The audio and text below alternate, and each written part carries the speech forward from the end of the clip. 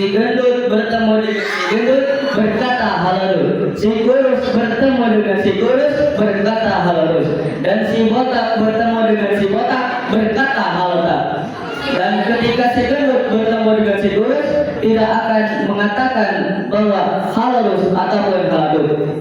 Tetapi dengan gagah si botak datang dan mengucapkan kalimat Assalamualaikum warahmatullahi wabarakatuh.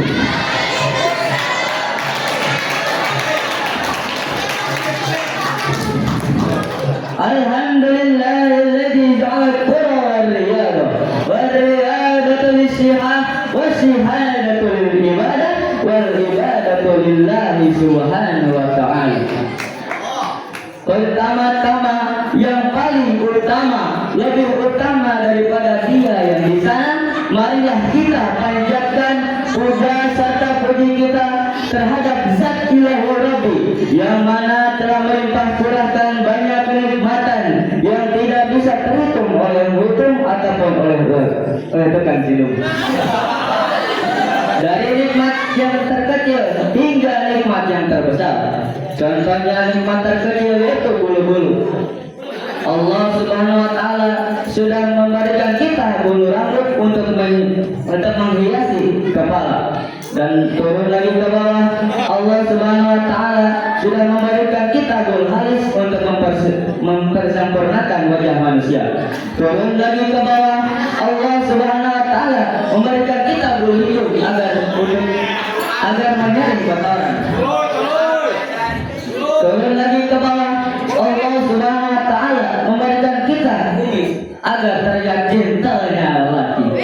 Turun lagi ke bawah, Allah Subhanahu wa Ta'ala memberi kita janggut agar melarang nasi jatuh kepada lantai. Turun lagi ke bawah, Allah Subhanahu wa Ta'ala memberikan kita bulu dada, terutama bagi pria untuk melihat wajahnya pria. Turun lagi ke bawah, bulu yang paling bawah adalah bulu yang kalau dicabut, naudzubillah sakinya sampai ujung rambut. Salawat serta salam tidak lupa pula kita kepada pemimpinnya, para pemimpin, imamnya, para imam yang membawa kita dari zaman gelap segelap-gelapnya warna hitam, yang membawa kita menuju alam yang terang-terangnya warna terang. Dari zaman nenek-nenek membuat tutup di depan rumah sampai zaman nenek-nenek main Facebook di depan rumah. Dari zaman kakek-kakek meminum arak sampai zaman kakek-kakek main efek sambil berat. Salawat yang kedua kalinya tidak lupa pula kita kepada keluarganya, kepada sahabatnya, dan kita semua selaku umatnya yang insya Allah turut patuh pada ajarannya hingga yaumil akhir. Amin ya Allah ya Rabbal alamin. Kakak-kakak yang cantik, bulu mata yang melentik, abang-abang yang ganteng yang berambut panjang, mohon maaf untuk rambut botak yang tersinggung. Pada zaman Nabi Musa alaihi salam ada satu orang yang diberi gelar, yaitu Fir'aun. Fir'aun adalah salah satu orang yang tidak pernah sakit dalam masa kehidupannya. Sampai ia menguji Tuhan dan menentang kepada Allah Subhanahu wa Ta'ala. Dan Fir'aun juga termasuk salah satu orang yang memerintahkan kepada masyarakatnya untuk membangun piramida di Mesir. Dan juga piramida adalah salah satu keajaiban dunia yang dicatat oleh Antipater Darwazington.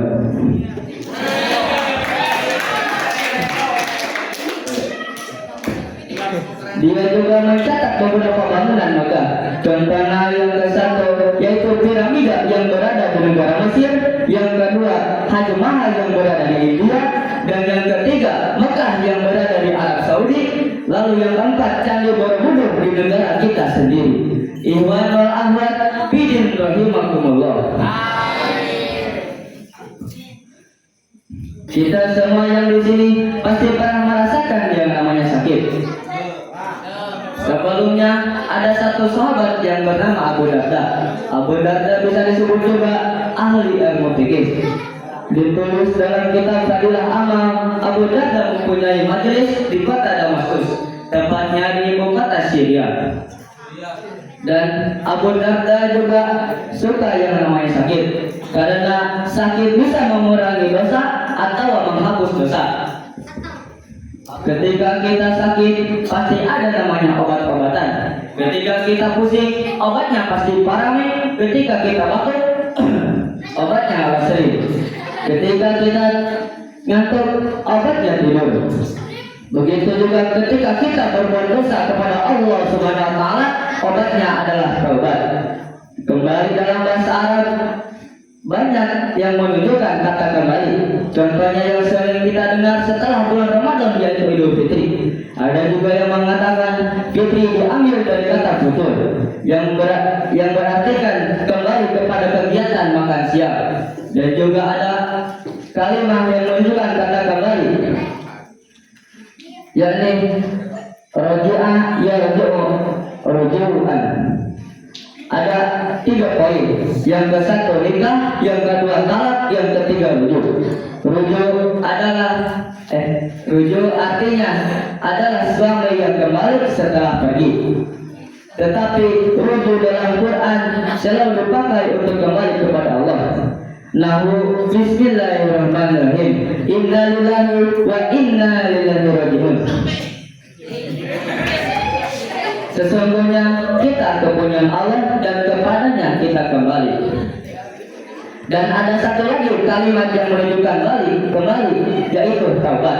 Taubat berasal dari kata tabat yang tubuh taubatan, yang artinya kembali. Jadi kesimpulannya kita itu harus bertobat kepada Allah Subhanahu wa taala, dan ada satu ulama bahwa taubat itu wajib. Di dalam kitab hadis Riyadhus Shalihin, ulama berkata bahwa taubat itu wajib. Rasulullah dalam sehari pun taubat 70 kali. Riwayat Imam Bukhari. Nama asli Imam Bukhari Abu Abdillah Muhammad bin Ismail bin Ibrahim, yang terlahir pada tahun 194 Hijriah.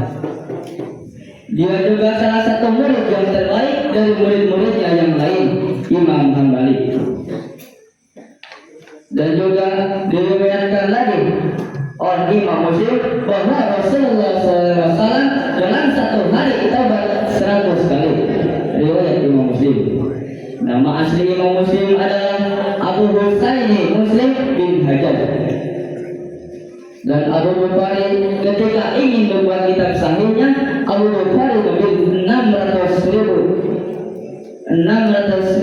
dan ditulis di kitab sahihnya sebanyak 7.275. Wallahu a'lam. Dan ketika Imam Muslim ingin membuat kitab sahihnya, Imam Muslim memilih 300.000, ditulis dalam kitab sahihnya sebanyak 12.000. Imam Muslim mengenal hadis atau mengkaji hadis dari umur 11 tahun. Kembali lagi pada awal Rasulullah SAW bertobat satu hari itu 100 kali menurut Imam Muslim. Padahal Rasulullah SAW sudah dijamin oleh Allah Subhanahu wa taala ketika Rasul membuat dosa yang telah berlalu ataupun yang mau datang akan diampuni oleh Allah Subhanahu wa taala. Tetapi Rasulullah SAW tetap bertobat kepada Allah Subhanahu wa taala dalam satu hari 100 kali atau 70 kali taubat. Jadi mari kita sama-sama dari yang baik menuju yang lebih baik. Tetapi jika kita tidak mampu bersaing dengan orang-orang soleh, maka kita bersainglah dengan orang-orang dosa yang sedang memperbaiki diri. Undur makilah wala tandur maqala. Mungkin dicukupkan sampai sini karena yang di sana sudah bahagia dengannya.